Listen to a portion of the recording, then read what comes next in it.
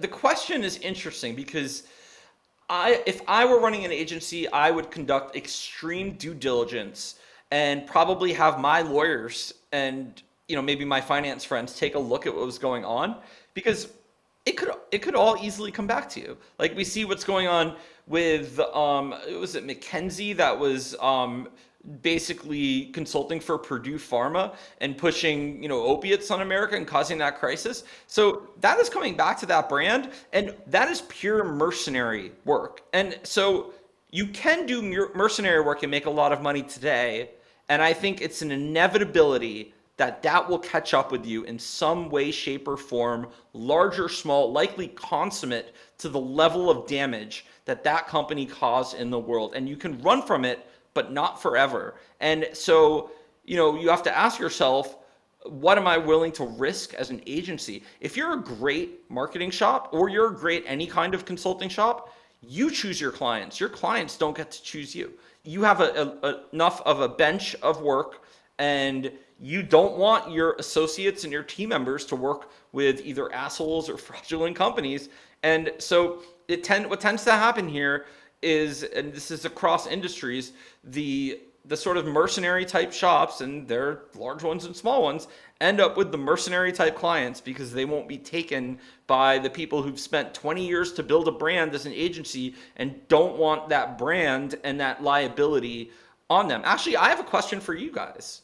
So I'm a marketer who's worked in, tech, life sciences, consumer, fintech, and I've actually gotten a fair number of offers because I've taken the last few months off work to join various, crypto and blockchain companies. And I've done diligence on a few. I've had discussions with them. I actually make it a professional point not to say no, to at least talk to someone and hear what they're up to and keep an open mind. But one sticking point that I've had is basically it seems like there's probably, and this is the same thing as the agency, like there may be some sort of career or reputation risk to join a sector where there's perceived fraud at whatever, large and small. And I think a problem with that is if you become tagged to that, people who are maybe in a little bit more of a rush might look, and the optics might be to them, well, that whole sector is bullshit. We can't hire this person. So, do you think it's a liability for someone in, a different part of corporate America or the world to join one of these firms? Do you think, and what should they do to make sure that they're conducting the right diligence? And how do you, I feel like that's probably a good question that a lot of people would be curious about. Well, I want to start off by saying we previously had Robert Greene on to talk about his experience with a cryptocurrency company, one that did a famous kind of scam called Blockchain Terminal.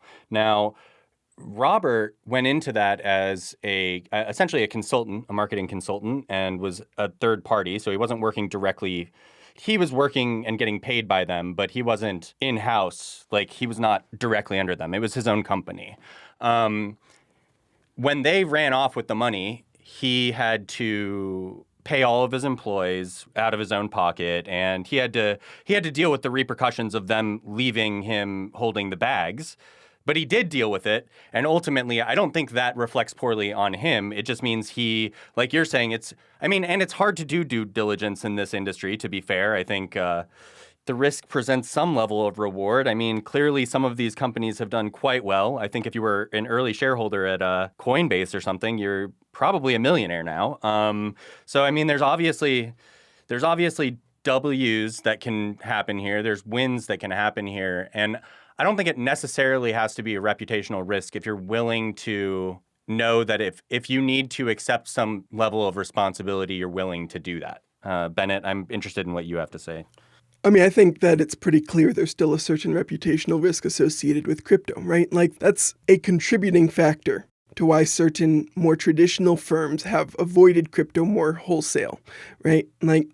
We talk about Tether and their ever forthcoming audit a bit tongue-in-cheek a lot of the time, but I think there probably is a bit of truth in that the big four are probably somewhat reticent to audit cryptocurrency companies. Oh, yeah. That doesn't mean I think they wouldn't do it in the right circumstances and at the right cost, but I think there probably is a bit of resistance to it. And I think that there probably are cases of people who ended up working for, especially some of the more outright scammy companies, and ended up in positions where that harmed them personally, especially if they allowed themselves to more get compromised by it, right? Like if you end up in one of the filings as the person who was signing off on the illegitimate things, then that's going to have more harm than if you were just a coder at an exchange trying to work on the matching engine, right? And like even we saw like on Hacker News when Coinbase decided to do a bunch of layoffs to people they promised not to lay off, there was still a bunch of other firms like on Hacker News and stuff who were trying to poach their engineers because the engineers were still in high demand regardless of that. So I think like, especially for people with in-demand skills, there might be a bit of risk, but like Cass says, that risk is often compensated in terms of either higher pay or at least a chance of a higher payoff.